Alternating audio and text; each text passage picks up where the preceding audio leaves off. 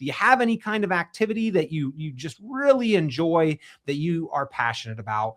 That is what is going to keep you motivated in retirement. Yes, the money is going to be important. We're going to need to plan for that too, but you should be planning what your actual time looks like.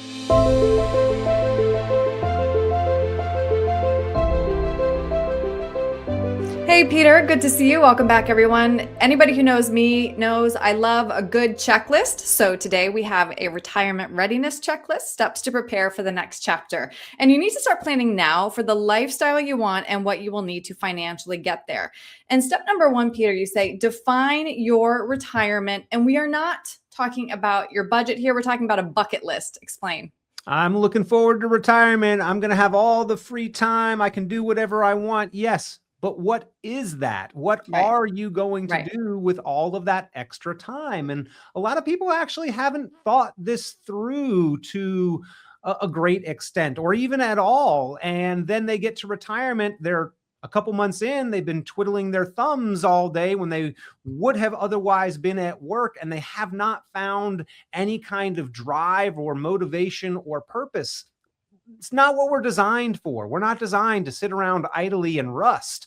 And so I'm talking about like contentment here. What is going to keep you engaged the day, the week, the month, the decade after you retire? Let's figure that out. And what do you plan to do to fill up the rest of the time? Are we traveling? Are we vacationing? Are you good in the garden? Do you have any kind of activity that you just really enjoy, that you are passionate about?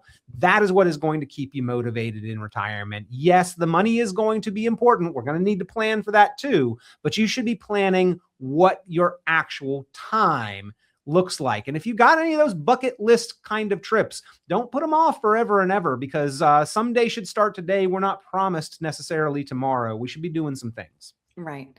And number two, you suggest taking stock of your assets. Now, this is, again, beyond your bank account and retirement assets. You suggest writing down your passions and unique assets, and then maybe think about how they could generate part-time income. Yeah, there's a lot of things that people are pretty good at that, again, can fill that time, can give us freedom and passion and purpose, the things that we're looking for, but also might be able to give us profit. There are a lot of people who have talents that they could turn into not only something to fill their time, but something that they could actually create a little bit of income from. And so don't overlook those things. If you really enjoy working out, could you be an instructor at the local gym? Could you organize some group to do CrossFit together in your driveway or run around the greenways? Could you do some things? Are you a gardener? Could you turn that into maybe selling vegetables down at the farmer's market? There's any number of things. If you are a traveler, have you ever considered writing a travel blog or about your experiences? So these are the kind of things that can keep people mentally engaged. And again, I think we are designed innately to have some kind of driving motivation and purpose. And that's what these first two things are really about, is try to drill down on what's yours, so that you don't end up rusting or feeling depressed in retirement that you don't have anything to do. Which is often overlooked when people talk about retiring. I know that you know that, Peter, but that's one of the reasons why those are number 1 and 2 on our list today.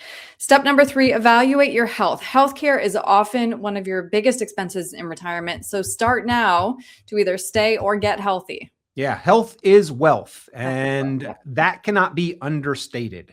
There's an immense life quality cost to not being healthy, but there is an immense financial cost to not being as healthy as we can be. And so starting some type of exercise routine, getting regular checkups from your doctors, following their advice on what they're suggesting you should be doing to improve things, some type of like yoga class or light calisthenics, some type of balance training. You don't have to be He-Man or She-Ra or anything like that to where you're lifting huge heavy weights, but being able to stay active, can also lead to a better quality of life. There was a commercial a while ago with an older gentleman, and he was lifting up a kettlebell, and it was just showing him over and over lifting this kettlebell, and people would look at him strange, and throughout the commercial, it just showed him repeating this process in different places. And then the end of the commercial was him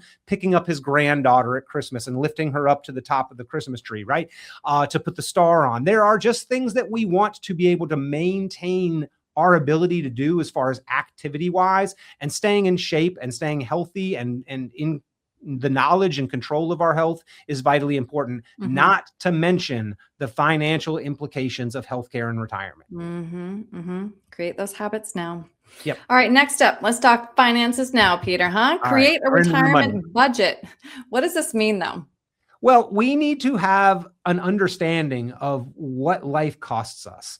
And a lot of my clients, whether you want to classify it as lucky or hardworking or blessed, what have you, they have been comfortable enough to earn a pretty comfortable amount of income adequate to meet their expenses and then some. And so they have not been as diligent at paying attention to the budget. They have not had to clip every coupon or pinch every penny and stretch every dollar. It's a great place to be. However, for that same description of individual, generally the lifestyle that we are accustomed to is that much more expensive. And the change once we retire is that much more significant. So we need to go back to some basics here. And I hear from a lot of these people, oh, well, we used to budget, but now we've come so far, we don't really have to anymore. Fantastic. Again, a wonderful statement to be able to make, but let's circle back to those basics and figure out how much life costs you, because retirement's not about how much you have in your retirement accounts. It's about how much you want to spend each month. And if you don't know what that number is, I can't tell you how much you need in those retirement accounts. I could be the best marksman in the world, but I got to aim for the right target to accomplish the mission. And I've got people, families that come in and say they spend next to nothing. And I've got people who come in and say they spend a pretty healthy amount. Either one is fine, but you should know what your situation is. So I encourage people to pull out the last 6 to 12 months worth of bank statements and do what I call the look back budget. Let's just look not at every place you spent every dollar, but how much went out of the root account over the last 6 to 12 months each month. And let's get a running total. Let's get an average and figure out what kind of number we need to be aiming for so you can keep up the lifestyle that you're comfortable and accustomed to once you retire. Because the lifestyle doesn't go away, the income does. Right, exactly. And then last, this one is important, perhaps one of the most important decisions you will make in retirement. Determine when to claim Social Security. Yeah, it's a big one. I mean, the decision on Social Security is more than a lifetime decision. It's not just a lifetime decision. It is more than a lifetime decision because it's got survivorship implications. It's got legacy implications. Your Social Security is not going to pass on, but how much you have been able to cover your living expenses with Social Security means that those assets were not liquidated and might be preserved to pass on to your spouse or your next generation. And the longer you wait on Social Security, I think everybody knows this, the more that you get from it. So you've got a full retirement age. If you take it early, that's reduced pretty significantly. You can come down to about 70% of the benefit that you're entitled to taking it as early as 62. And every year you wait after full retirement age, it is an 8% increase on that amount. And so you really need to consider carefully, well, when is this going to help me in an optimal way within my plan cover as much of the expenses as possible?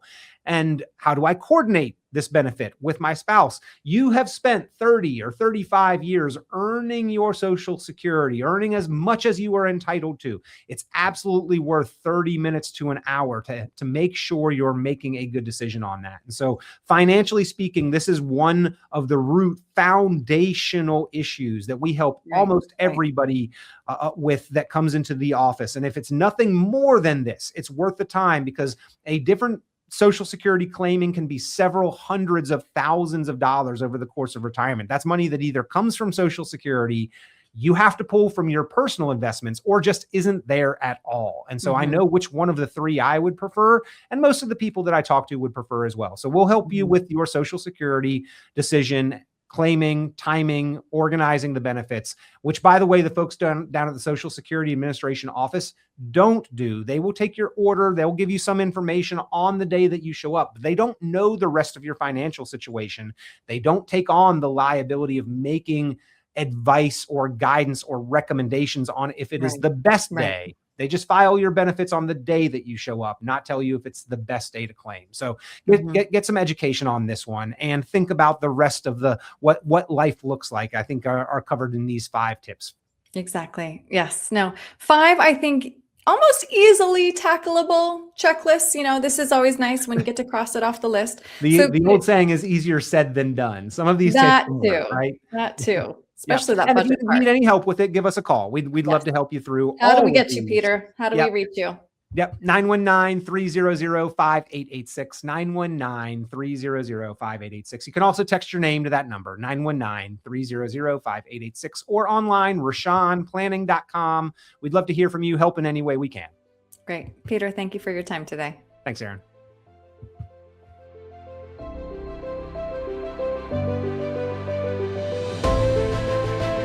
Hey folks, Peter Richon here with Richon Planning. So glad that you are enjoying the podcast, Planning Matters Radio. You know, one of the tools that we've put out there that people really seem to appreciate and really are finding of value is at 919retired.com. It is your retirement tax bill calculator.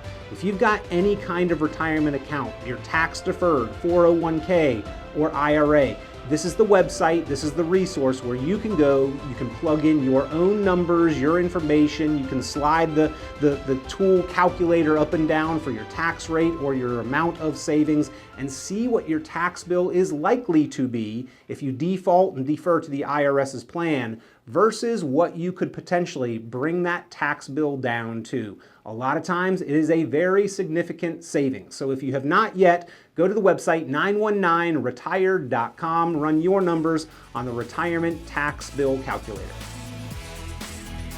This has been Planning Matters Radio. The content of this radio show is provided for informational purposes only and is not a solicitation or recommendation of any investment strategy. You are encouraged to seek investment, tax, or legal advice from an independent professional advisor. Any investments and/or investment strategies mentioned involve risk, including the possible loss of principal. Advisory services offered through Brookzone Capital Management, a registered investment advisor. Fiduciary duty extends solely to investment advisory advice and does not extend to other activities such as insurance or broker-dealer services. Advisory clients are charged a quarterly fee for assets under management, while insurance products pay a commission, which may result in a conflict of interest regarding compensation.